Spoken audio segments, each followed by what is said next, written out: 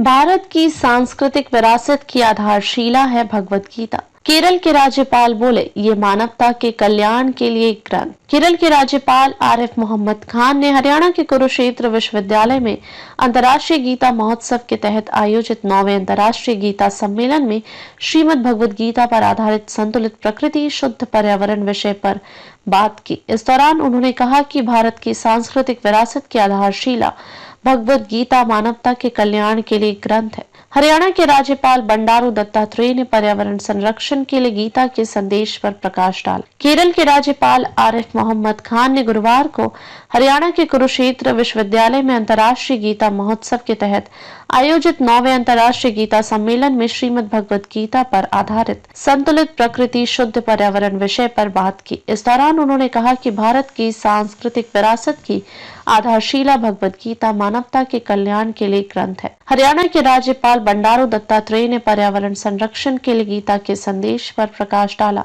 उन्होंने इसे मानव जीवन की चुनौतियों का समाधान प्रस्तुत करने वाला पवित्र ग्रंथ बताया।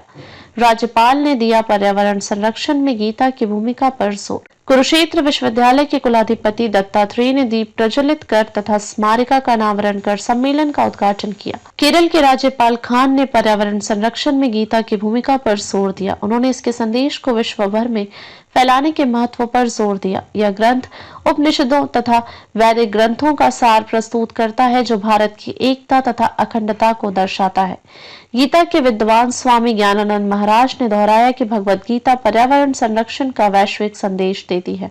उन्होंने कहा कि कुरुक्षेत्र जहां से इन शिक्षाओं की उत्पत्ति हुई वह एक पवित्र भूमि है। उन्होंने कहा कि गीता जीवन की समस्याओं का समाधान संतुलन के माध्यम से प्रदान करती है। उत्तराखंड के राज्यपाल लेफ्टिनेंट जनरल गुरमीत सिंह सेनानिवृत्त ने सांस्कृतिक मूल्यों के संरक्षण पर गर्व व्यक्त किया। उन्होंने हरियाणवी परंपराओं की समृद्धि का जश्न मनाने के प्रयासों की सराहना की।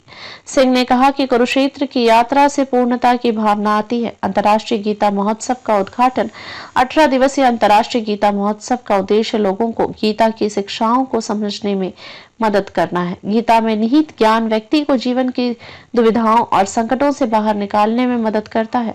हरियाणा के मुख्यमंत्री नायब सिंह सैनी ने कुरुक्षेत्र में ब्रह्म सरोवर के तट पर इस वर्ष के अंतर्राष्ट्रीय गीता महोत्सव का उद्घाटन किया। 28 नवंबर से 15 नवंबर तक चलने वाले इस कार्यक्रम के लिए तंजानिया भागीदार देश है जबकि ओडिशा भागीदार राज्य है। मुख्य कार्यक्रम 5 दिसंबर से 11 दिसंबर तक होंगे। हरियाणा के राज्यपाल दत्तात्रेय ने ब्रह्म सरोवर के तट पर पुरुषोत्तमपुरा बाग में हरियाणा मंडप का उद्घाटन किया। यह मंडप जीवंत लोक कला और विरासत के माध्यम से हरियाणवी संस्कृति को प्रदर्शित करता है।